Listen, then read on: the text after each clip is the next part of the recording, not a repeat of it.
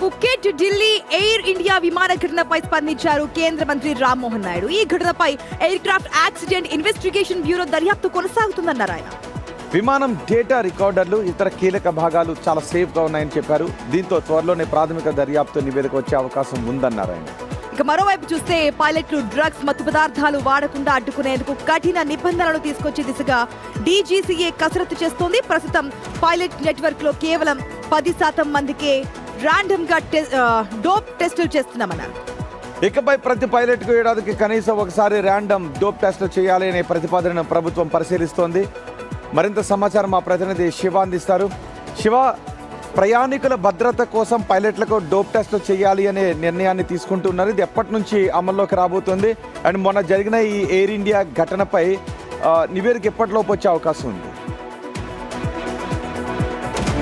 Right ASHA Rohit, ఇటు Thailand Phuket నుంచి ఢిల్లీ వచ్చే ఎయిర్ ఇండియా విమానంలో ప్రమాదం జరిగిన తర్వాత పైలట్లకు కో పైలట్లకు డెఫినెట్గా డ్రగ్ టెస్ట్ నిర్వహించాలనేది మొదటి నుంచి కూడా కొన్ని ఆరోపణలు వస్తున్నాయి. దానిలో భాగంగానే ఇటు పౌర విమానయాన శాఖ మంత్రి రామ్మోహన్ నాయుడు కూడా ప్రతి సంవత్సరం కూడా పూర్తి స్థాయిలో పైలట్లందరికీ కూడా డ్రగ్ టెస్ట్ నిర్వహించాలని ప్రధానంగా చెప్తున్నారు. కానీ ఇప్పటి వరకు 10% మంది పైలట్లకు మాత్రమే ఈ డ్రగ్ టెస్ట్ నిర్వహించేవారు. కానీ ఇప్పుడు ప్రతి సంవత్సరం కూడా ప్రతి ఒక్కరు కూడా పైలట్లు అందరికీ కూడా డ్రగ్ టెస్ట్ నిర్వహించాలనేది ప్రధానంగా ఆదేశాలు జారీ చేశారు. కానీ అది ఎప్పటి నుంచి ఇంప్లిమెంట్ చేస్తారనేది కూడా విధి విధానాలు అదంతా కూడా ఇంకా ప్రకటించలేదు. కానీ ఈ ప్రమాదం జరిగినప్పటి నుంచి కూడా డ్రగ్ టెస్ట్ అనేది కంపల్సరీ.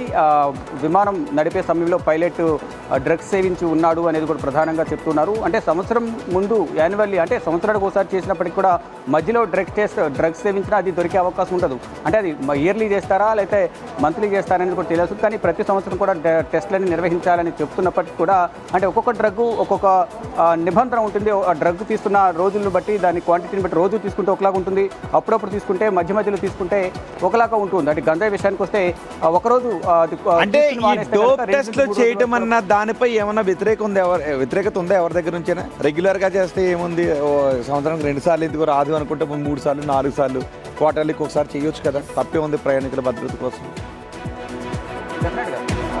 చేస్తేనే బాగుంటుంది అనేది కూడా అందరూ కూడా ప్రభుత్వం తీసుకున్న నిర్ణయాన్ని సమర్థిస్తూ ఉన్నారు. అంటే ఈ 100 మంది ప్రాణాలతో చెలగాటమాడుతారు కాబట్టి పైలట్లు అనేవారు వారి చేతుల్లోనే అందరి ప్రాణాలు ఉంటాయి. దాదాపు 200 నుంచి 300 వరకు కూడా దానిలో ప్రయాణించే అవకాశం ఉంది ఫ్లైట్లో.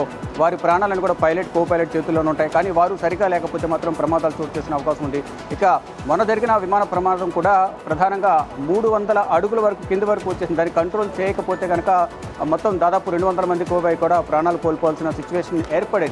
ఇక దానికి ప్రధాన కారణం ఏంటి? సాంకేతిక సమస్య, డోప్ టెస్ట్, అదే ఆ డ్రగ్స్ సేవించారనేది కూడా ఇంకా తెలియాల్సి ఉంది. కానీ దాంట్లో డేటా అంతా కూడా నిక్షిప్తమైంది, పరికరాలన్నీ కూడా బాగానే ఉన్నాయి. కాబట్టి త్వరలోనే నిజాలు తెలుస్తాయనేది కూడా రామ్మోహన్ నాయుడు చెప్తున్నాడు. ఏదేమైనప్పటికీ కూడా ఇటువంటి ప్రమాదాలు జరగకుండా ఉండాలి అంటే కనుక అది సాంకేతిక లోపమైనా లేదా డ్రగ్స్ సేవించి విమానం నడిపినా కానీ ఒకవేళ డ్రగ్స్ సేవించి విమానం నడిపితే అది ప్రభుత్వం పైన ఎఫెక్ట్ పడే అవకాశం కనిపిస్తుంది. అది విమానయాన సంస్థకు సంబంధించి ఇక ప్రభుత్వం పైన కానీ సరైన చర్యలు తీసుకోకపోవడం వల్లే, నిర్లక్ష్యం వహించడం వల్లే మొదటిసారి చర్యలు తీసుకుంటే ఇటువంటి ఘటనలు పునరావృతం కాకూడదు అనే ఆరోపణలు కూడా వస్తాయి. కాబట్టి ముందు నుంచే జాగ్రత్తలు తీసుకోవాలనేది director general of civil aviation చెప్తుంది. ఈ ప్రమాదం పైన aircraft accidental investigation bureau కూడా దర్యాప్తు కొనసాగిస్తుంది. మొత్తంగా చూసుకుంటే డ్రగ్ టెస్ట్ నిర్వహించాలి 100% ప్రతి ఒక్క పైలట్కి అనేది కూడా ఇటు రామ్మోహన్ నాయుడు ఆదేశాలు జారీ చేశారు. Rohit. Right Shiva, thanks for the update.